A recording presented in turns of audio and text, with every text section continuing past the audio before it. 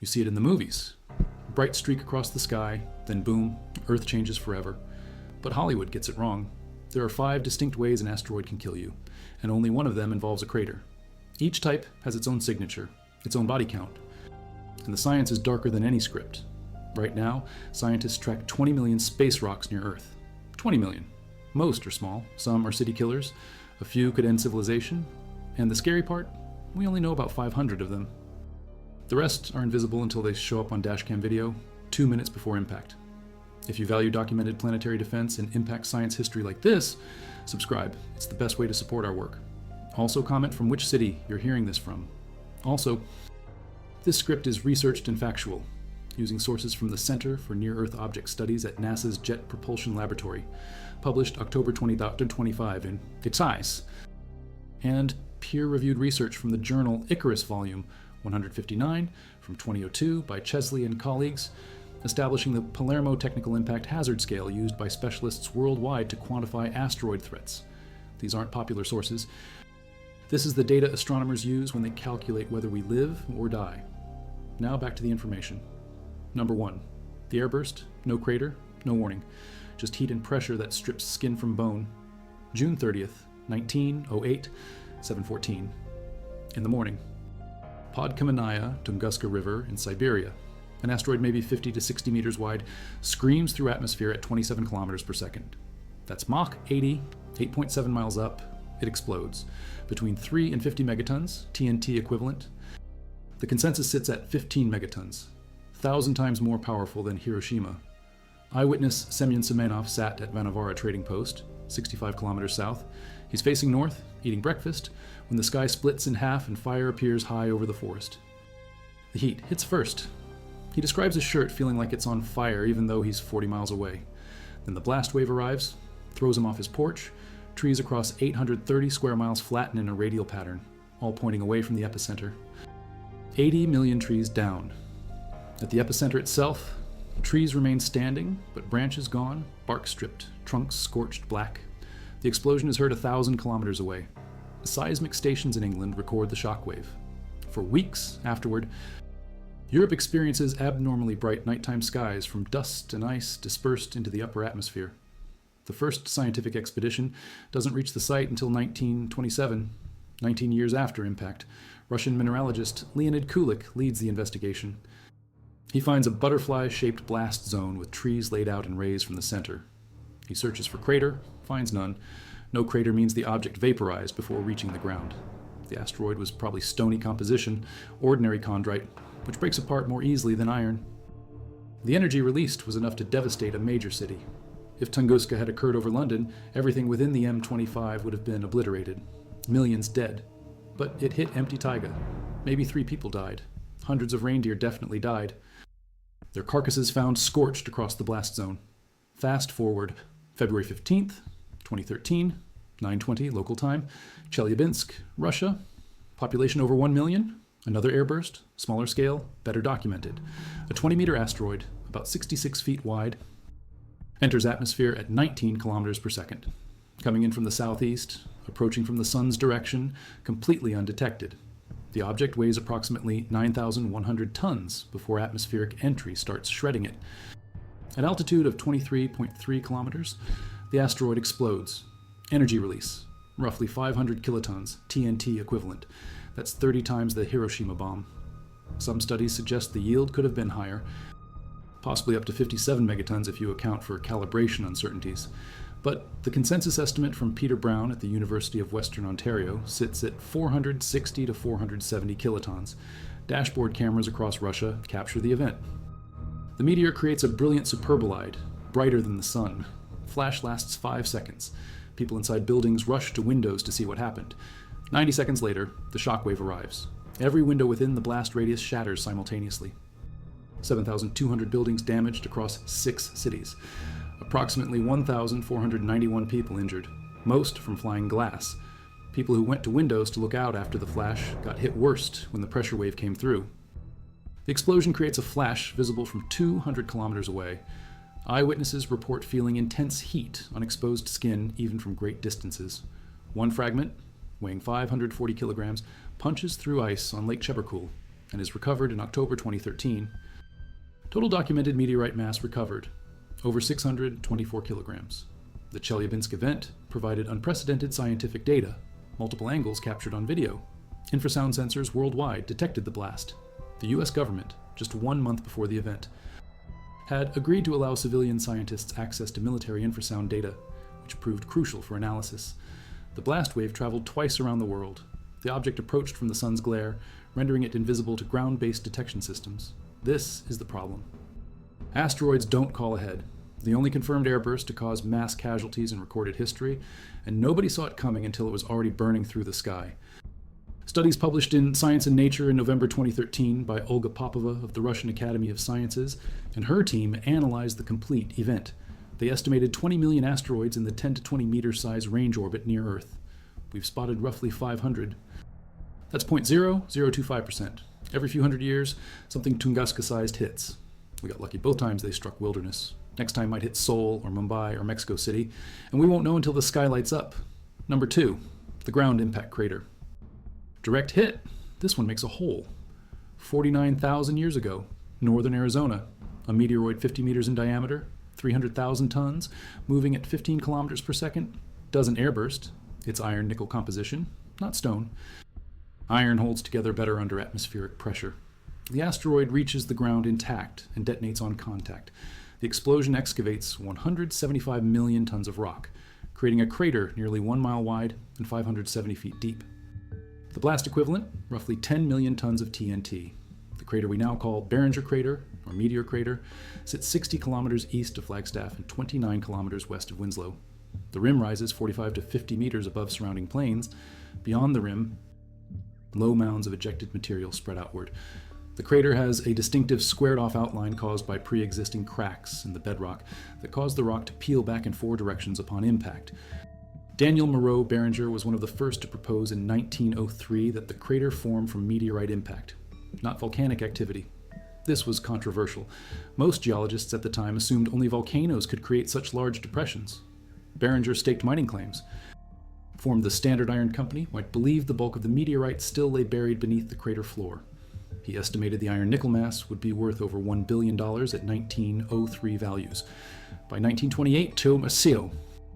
Barringer had sunk $500,000 into drilling operations, roughly $9 million in 2024 dollars. He was wrong. Most of the asteroid vaporized on impact. The few fragments that survived scattered across the desert. They're called Canyon Diablo meteorites. After the nearby canyon, about 30 tons of actual meteorite fragments have been recovered total from the area. The impact physics were not understood at the time.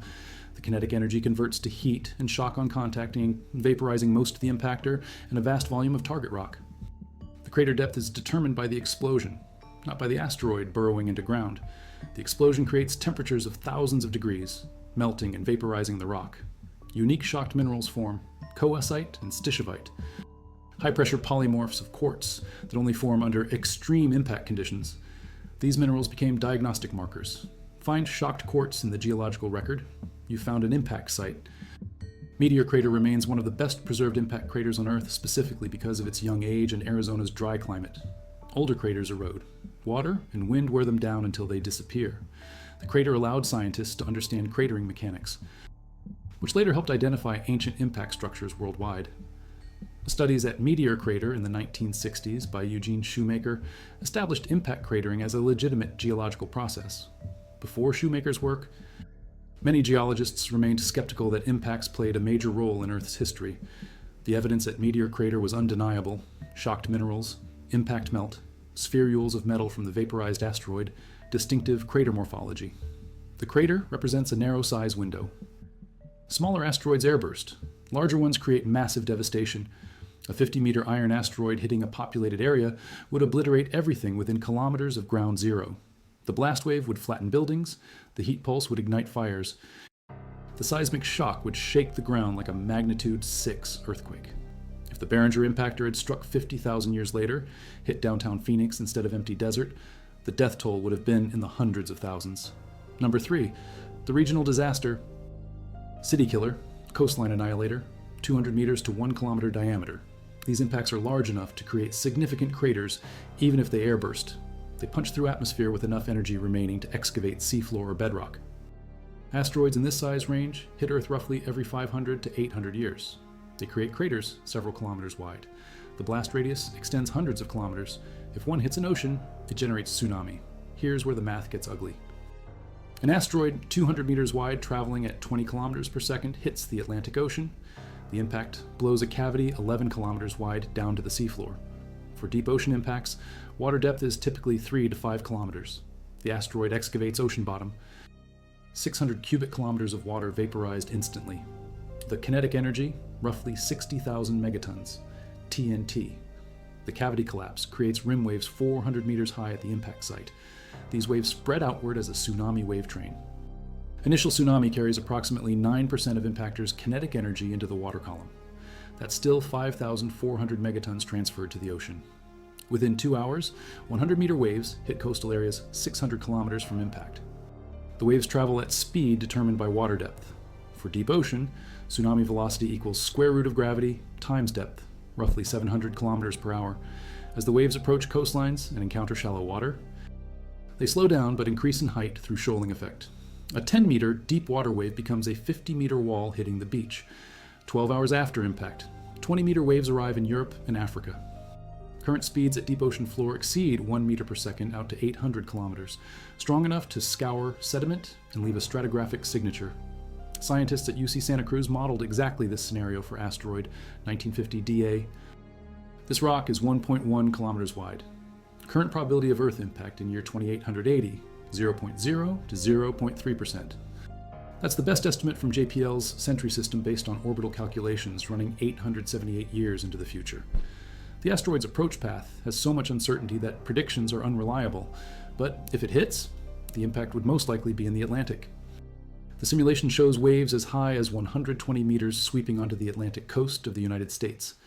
Coastal cities would have approximately 2 to 4 hours of warning once the impact occurred, enough time to evacuate inland if warning systems function properly. But for populated islands in the impact basin, there is nowhere to run. Caribbean islands would face waves exceeding 50 meters. Everything within 100 meters elevation of sea level gets inundated. Contrary to movie depictions, the tsunami is not one giant wave. It's a wave packet. Dozens of waves arriving at intervals of 3 to 4 minutes. The first waves are smaller. They gradually increase in height. This is because different frequencies travel at different speeds, and the initial explosive impulse spreads out into a frequency spectrum. The peak wavelength roughly equals the diameter of the initial water cavity. For the 1950 DA scenario, that's an 18.9 kilometer wavelength. For impacts on continental shelves where water depth is less than 200 meters, the tsunami dynamics change. Shallow water waves do not suffer dispersion. They maintain coherence better, which can actually make them more destructive at the coast. But the initial wave height is lower because the cavity can't be as deep. The worst case scenario is deep ocean impact near a heavily populated coastline. Maximum energy transfer to tsunami. Maximum propagation distance. Maximum coastal amplification through shoaling. If you value documented impact tsunami research like this, subscribe. It's the best way to support our work. Also comment from which city you're hearing this from. This research comes directly from the journal Geophysical International, volume 153 from June 2003 authored by Stephen Ward and Eric Asfog at UC Santa Cruz, modeling the specific tsunami from the 1950 DA impact scenario, along with hydrodynamic simulations from Los Alamos National Laboratory published in 2018, examining near-field and far-field hazards of ocean impacts using the RAGE hydrocode. These papers contain the actual equations and modeling results used by NASA and international space agencies for planetary defense planning. Now back to the information. One more thing about regional impacts. The atmospheric effects can be worse than the tsunami. When an asteroid hits ocean, it vaporizes huge volumes of water. Water vapor is a greenhouse gas. Injection of hundreds of cubic kilometers of water vapor into stratosphere produces climate effects lasting months to years. The impact also throws sulfur from evaporated seawater high into atmosphere, creating sulfate aerosols that reflect sunlight, causing temporary cooling. The combination of heating from water vapor and cooling from sulfates creates climate chaos. Additionally, the blast wave from a large ocean impact propagates through atmosphere globally. Overpressure at ground level can exceed 4 pounds per square inch, hundreds of kilometers from impact, enough to collapse buildings and kill people from blast trauma and projectile injuries. Number 4, the mass extinction event, civilization killer, global catastrophe. 1 to 10 kilometers diameter. 66 million years ago, Yucatan Peninsula Mexico, an asteroid 14 kilometers wide, traveling at 12 kilometers per second, 27,000 miles per hour, impacts shallow sea over carbonate platform. The asteroid weighs approximately 100 trillion tons. The kinetic energy, 100 million megatons TNT. The impact excavates a crater 100 kilometers wide, 20 kilometers deep. The asteroid punches through 5 kilometers of sedimentary rock and hits crystalline basement.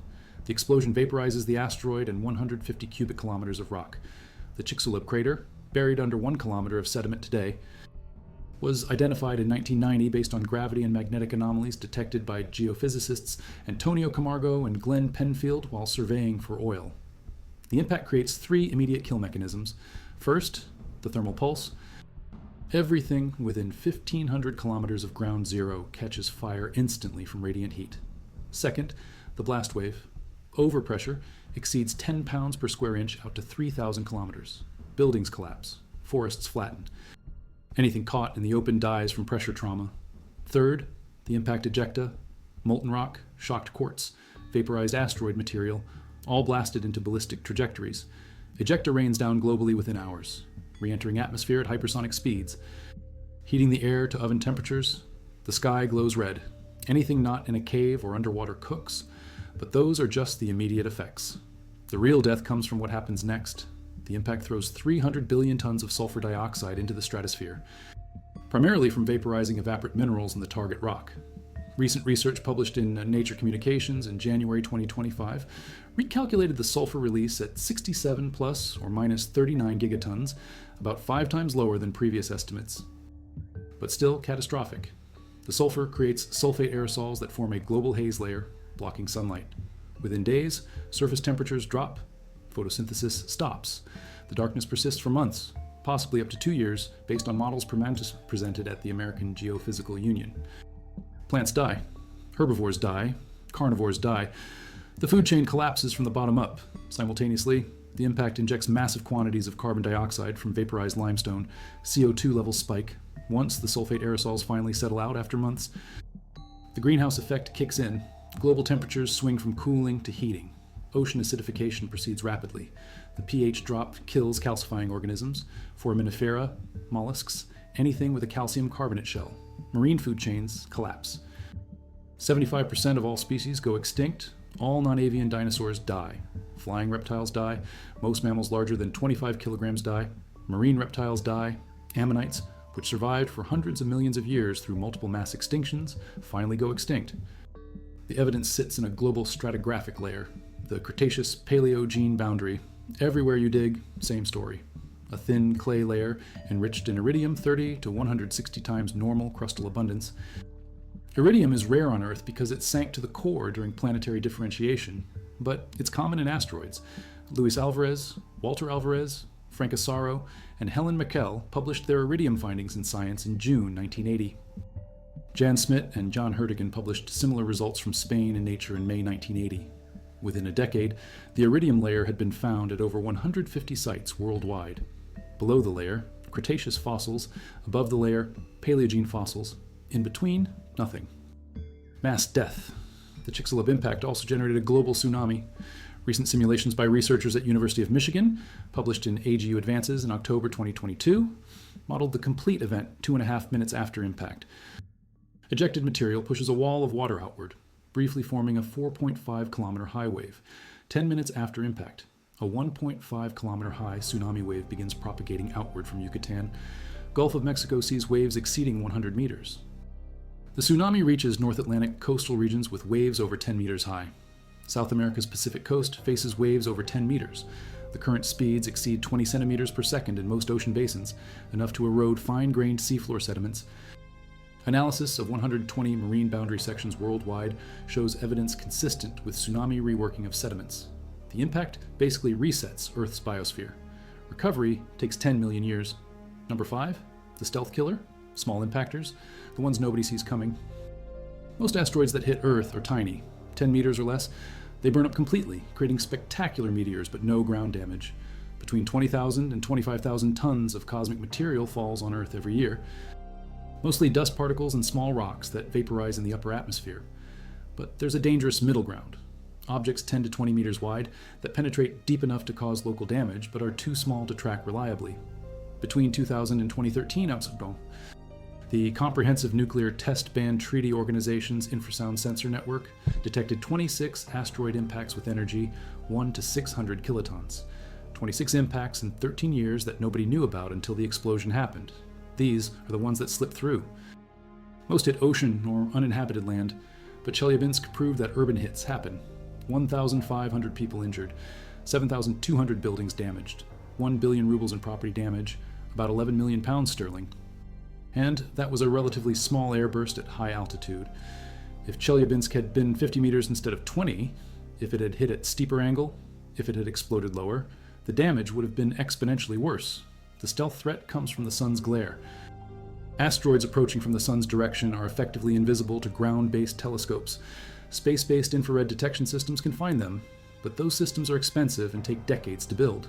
The NEO Surveyor spacecraft, designed to hunt asteroids from space using infrared sensors, is currently in development. Launch date keeps slipping. Meanwhile, 20 million near-Earth objects between 10 and 20 meters remain uncharted. Statistically, Earth gets hit by something Chelyabinsk-sized every 60 to 100 years. We got lucky it hit Russia instead of Bangladesh or Nigeria. Population density matters. Same-sized impact, different death toll depending on where it lands. The other stealth threat, short warning time. Even if we detect an incoming asteroid, response time is measured in hours or days, not years.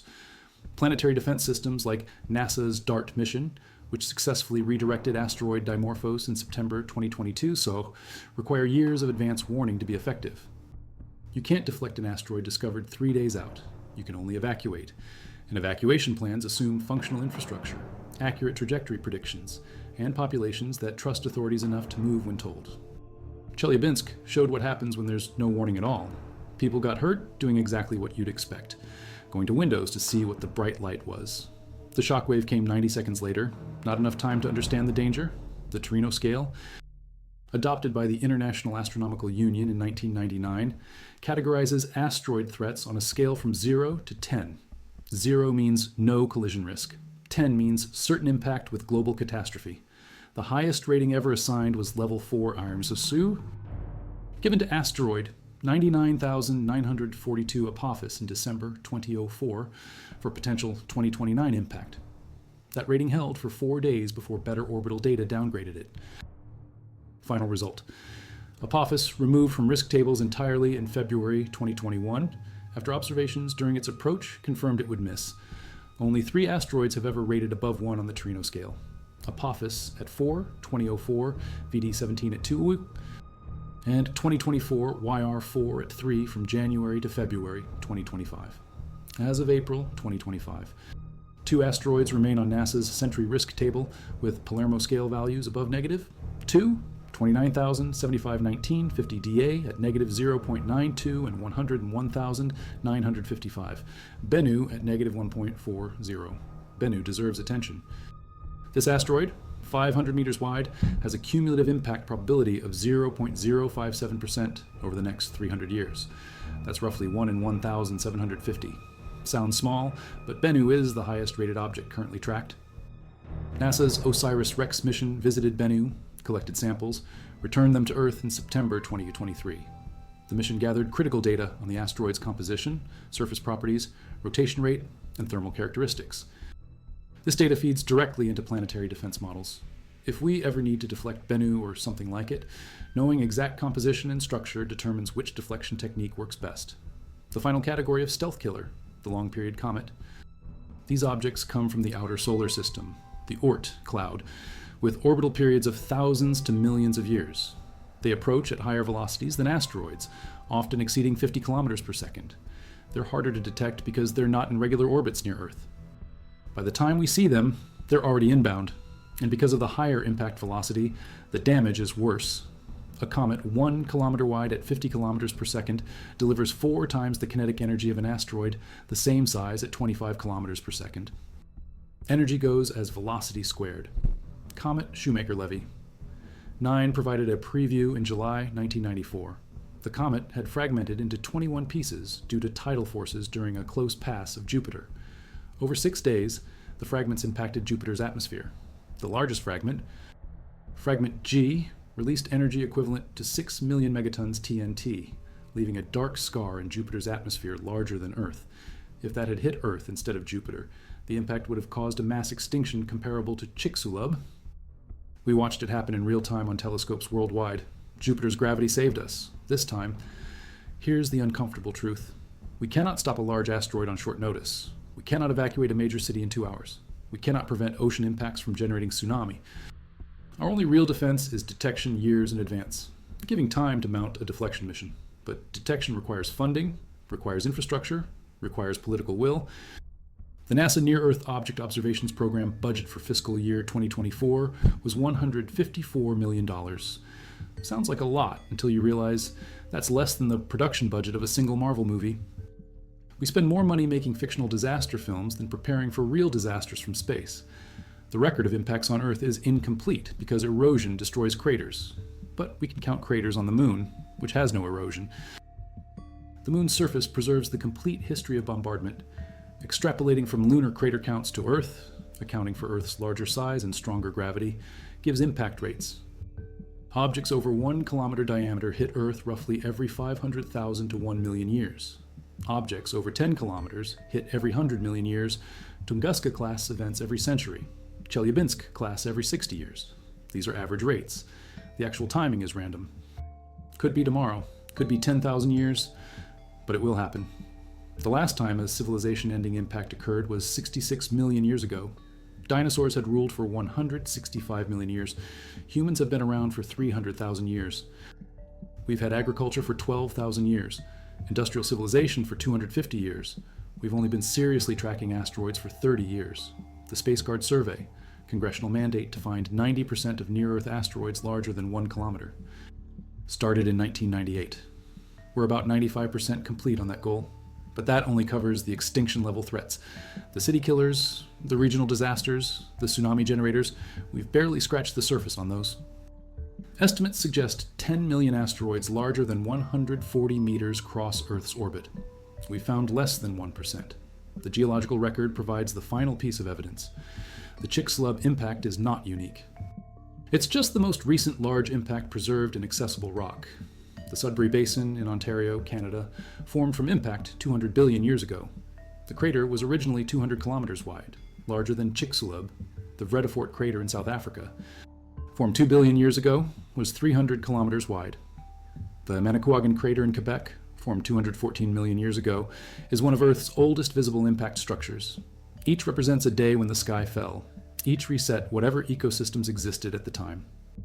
But most impact craters are gone, erased by plate tectonics, buried under sediment, or worn away by erosion. Earth's surface recycles every few 100 million years. The ocean floor is all younger than 200 million years. Subduction destroys it. Continental crust lasts longer, but still erodes. And we know from statistical analysis of crater counts and asteroid orbital populations that Earth has been hit thousands of times by large impactors over its 4.5 billion year history. Most of those impacts left no trace.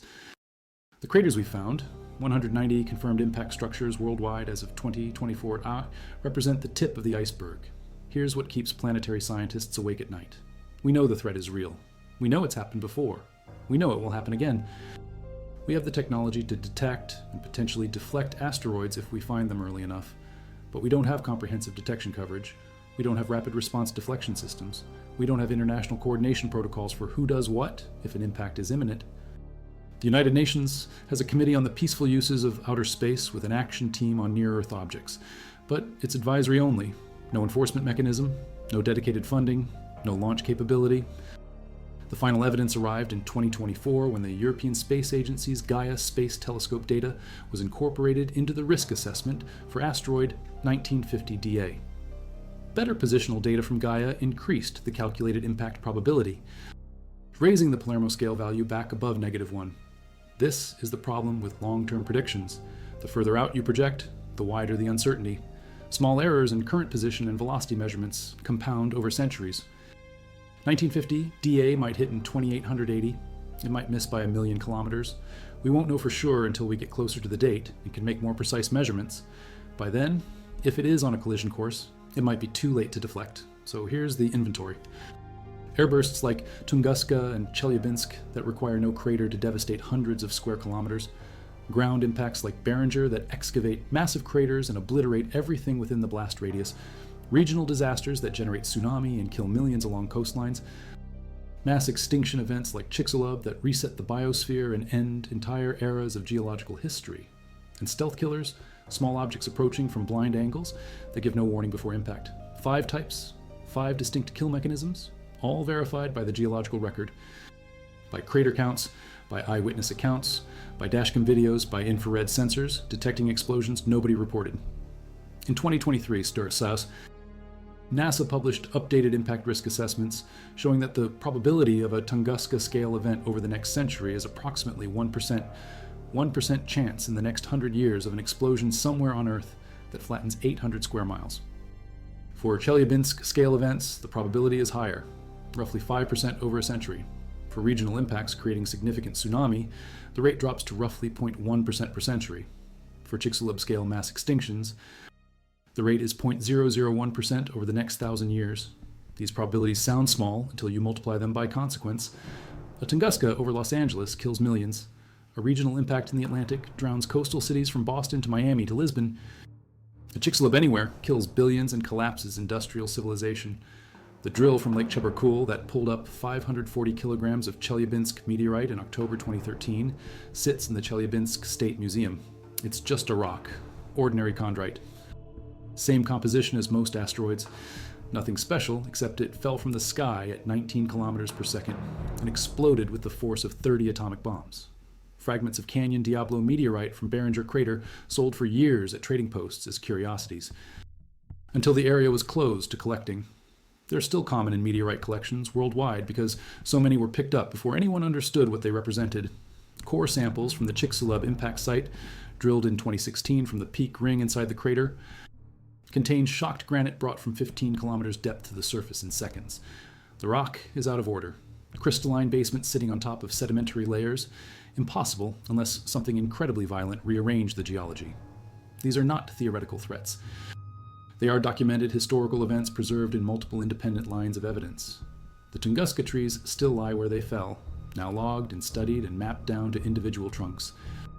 The Chelyabinsk event was captured from dozens of angles on digital video with precise timestamps. The Barringer crater is visible from space, a perfect bullseye in the desert.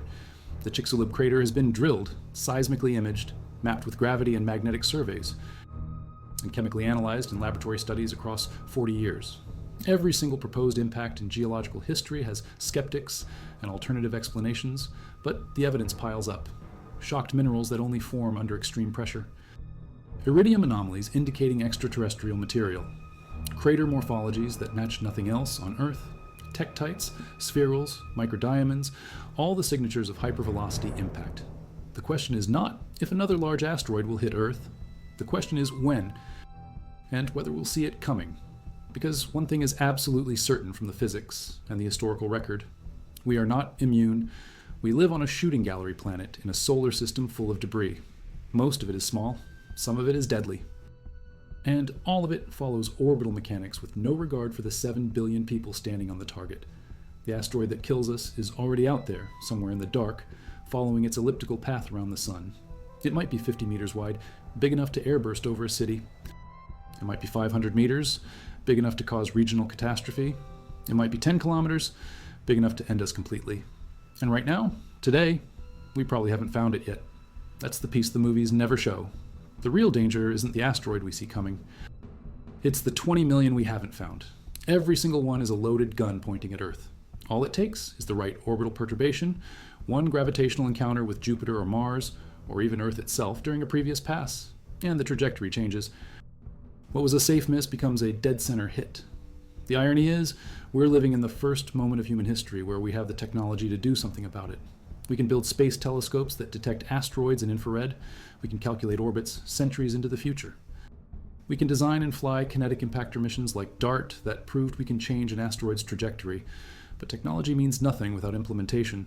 The NEO Surveyor is designed but not yet built. The follow-up missions to DART are proposed but not funded. The international coordination that would be needed to mount a large-scale deflection campaign in response to an imminent threat does not exist outside of PowerPoint presentations. We know what needs to be done. We're not doing it. So when the next Tunguska comes, when dashcams in Moscow or Los Angeles or Tokyo capture the sky splitting open and the sun falling to Earth, remember this. We saw it coming, not the specific rock, but the general threat.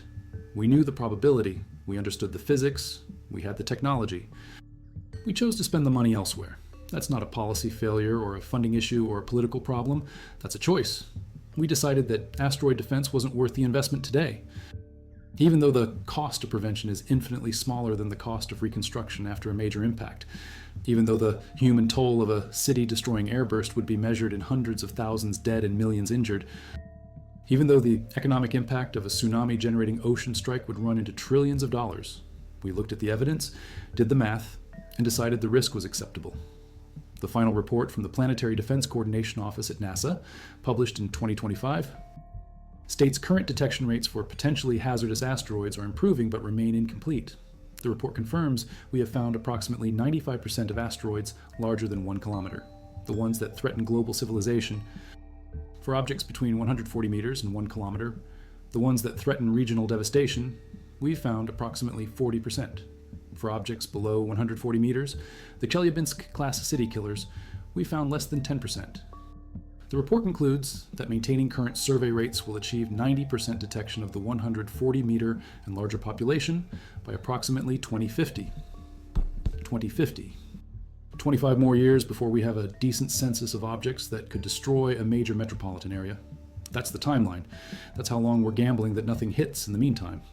In January 2025, a study published in Nature Communications by researchers analyzing sulfur isotopes in Chicxulub ejector-revised downward the estimated sulfur release from the impact. Previous models assumed 2 to 300 gigatons of sulfur dioxide injected into stratosphere. New data suggests 67 gigatons plus or minus 39. That's still enough to cause nuclear winter conditions globally for months. But the margin of error is now 5 times larger. This matters for modeling smaller impacts. If the sulfur effect is weaker than previously thought, then thermal effects and blast damage become relatively more important. It changes the calculus for which impacts cause mass extinctions versus merely regional catastrophes. The science is still evolving. We're learning more about impact physics every year. But the fundamentals haven't changed. Big rock hits Earth at cosmic velocity equals very bad day for anyone nearby. The cores pulled from Lake Chebarkul showed something interesting. The 540-kilogram fragment that made it to the lake had survived complete atmospheric entry. Most of the original 9,000-ton asteroid vaporized or fragmented into dust, but this chunk made it through, punched through ice, sank to the bottom. Analysis showed it had been through at least 8 major collisions in space before hitting Earth, based on isotopic clock resets from thermal and radiation effects. The rock's history stretches back 4.53 billion years to the formation of the solar system. It orbited in the asteroid belt for billions of years, got knocked into an Earth-crossing orbit sometime in the last few million years, and finally intersected Earth's atmosphere on February 15, 2013. That fragment has been to the dawn of the solar system and back. Now it sits in a museum case, ordinary chondrite. Nothing special except it nearly killed 1,000 people and did cause over 1 billion rubles in damage. That's the scale disconnect. An ordinary rock becomes an extraordinary weapon just by falling from space at the wrong angle.